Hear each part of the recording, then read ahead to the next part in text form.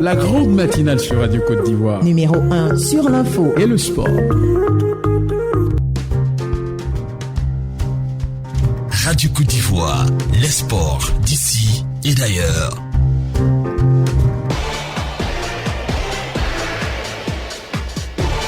Le journal des sports. Serge Dacoury. Et c'est toujours un bonheur pour nous de le retrouver en début de semaine. Serge Dacoury pour le sport, bonjour. Bonjour, Missa Dassa, mesdames, messieurs, bonjour.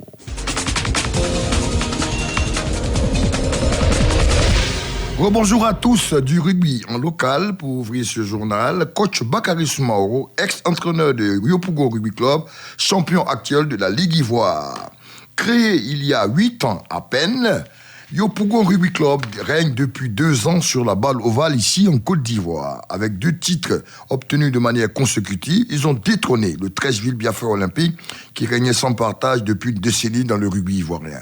Artisan de ce succès, Bakary Soumaoro explique ici les raisons de la réussite des hommes de Yopougon.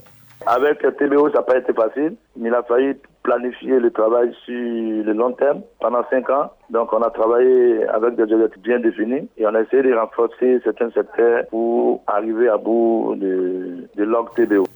Football en local pré-saison 2020-2021.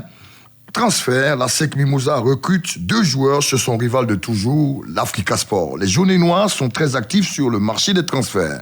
Après avoir présenté ces recrues la semaine dernière à Solbeni, les Mimos viennent de renforcer encore leur effectif avec 3 nouveaux joueurs, dont 2 en provenance du rival de toujours, l'ennemi juré, l'Africa Sport. Il s'agit du latéral droit au prix Lago Scott Farrell et de l'attaquant Baïk Beli Thierry. La 3e recrue n'est autre que Ki Mohamed Aziz, en provenance de l'AFAD, qui est milieu gauche offensif. Ces 3 joueurs, qui ont connu une belle saison avec leurs clubs respectifs, viennent apporter leur expérience et aider la SEC Mimosa dans sa quête d'un 27e titre de champion pour la saison à venir. Football en international en Europe, c'est la trêve internationale. Et bien, place donc à la Ligue des Nations européennes.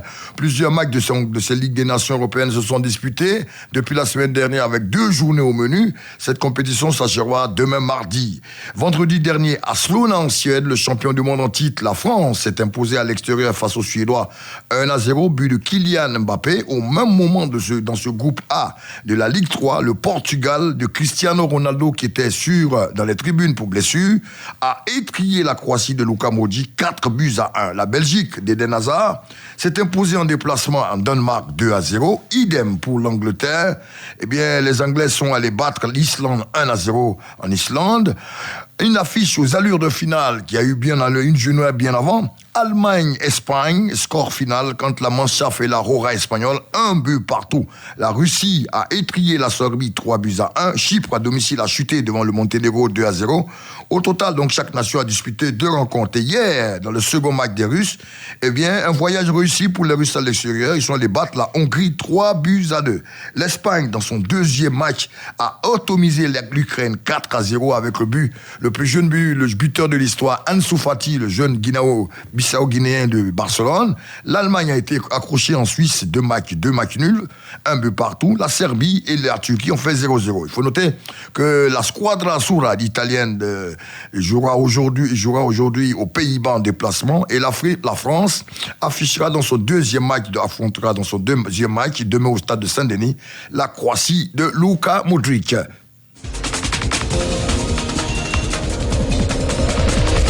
Troisième discipline de ce journal, le cyclisme en international Tour de France 2020. La 9e étape courue hier dimanche a vu la victoire du Slovène Tadej Pogačar. Il devance son compatriote Roglic Primož et le Français Romain Bardet.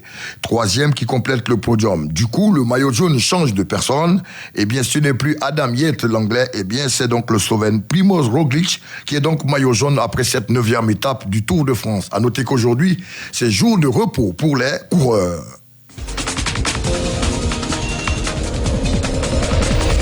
On finit en sport mécanique avec Formule 1, la grande sensation hier dimanche. Pour le public français, c'est un honneur, oui. Pour la première fois, un Français a pris le devant, oui. Grosse surprise hier à Monza dans le Grand Prix d'Italie. Eh bien, la domination Mercedes n'a pas eu lieu. Point de Lewis Hamilton. Un jeune Français de 24 ans s'est illustré de fort belle manière.